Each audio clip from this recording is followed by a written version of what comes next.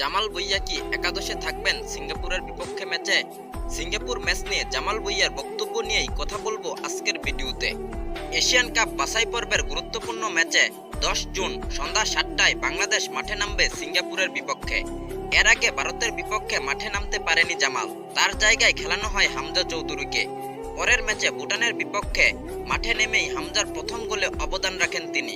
হামজার গোল সবার মনে আছে, কিন্তু গোলের পিছনে অবদান রাখার মানুষটাকে কি কেউ মনে রেখেছেন?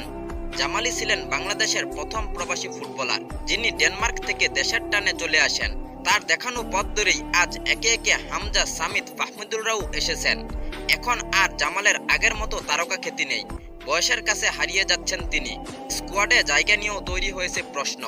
সিঙ্গাপুরের বিপক্ষে ম্যাচে হয়তো নাও দেখা যেতে পারে জামাল ভুঁইয়াকে, কারণ তার জায়গায় খেলতে পারেন সামিদ সুম।